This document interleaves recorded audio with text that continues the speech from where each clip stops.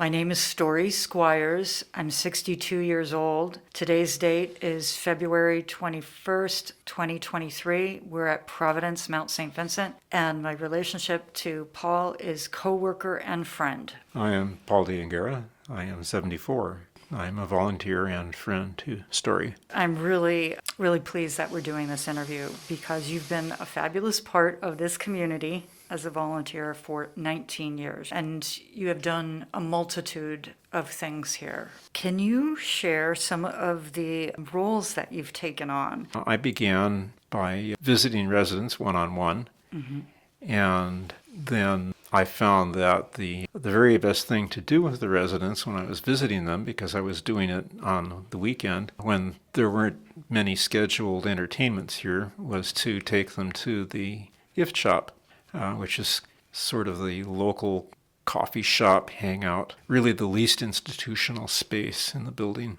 Then I was informed that due to budget constraints, the coffee shop was to be closed on weekends. So I complained. As often happens in an organization like this, when you complain about something, you get put in charge of it. So I began running the shop on weekends in order to accommodate residents that had not a lot else to do and to provide a space for family members to come and visit the residents.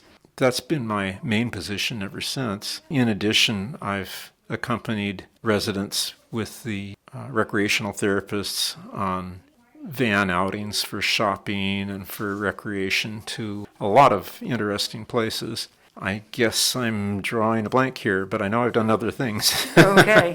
So pre-COVID, you wrote articles for the Volunteer Voice. Yep. You actually worked alone in the gift shop, but then you also transitioned to working on weekdays with others when you retired, I think. Mm-hmm. You interviewed residents and wrote up life bios on them. Mm-hmm. You did escorts for the hair salon, bringing residents to and from the hair salon. You worked in the receiving department. I remember you trained people how to use a new cash register. And not only did you do that, but you created a manual. One really extraordinary thing that I hope we can circle around to, and we can't use the name, but you were very close to a resident that you played Scrabble with as she went through the last year of her life and years of her life. One other thing that I really want to appreciate, you found ways to donate money to the Mount. Yeah, I bought the open sign for the gift shop. Oh, did you?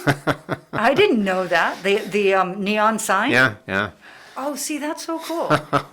I love neon, so I heartily approve. Yay. I really value the friendships I've made here. I've made and lost many friends as they progressed through the final stages of life. Those were very dear experiences for me to be with them during that time. I did some volunteering for spiritual care services in the No One Dies Alone program. NODA. I forgot about that. Yeah, No One Dies Alone. Would you explain what that is? This was a program to ensure that a resident that had no family would be accompanied by someone that would spend time with them and comfort them, play music for them, know that there was someone in the room that was paying attention. So you were sitting with people as they were in the last days or hours of their life. Yeah. And I ran the shave ice machine during the festivals down on of the patio. Course. Oh my God, how could I forget the summer concerts? You were such a stalwart summer concert volunteer. Yeah, I can see you walking around with the tray in the summer concerts just making snow cones. That's wonderful.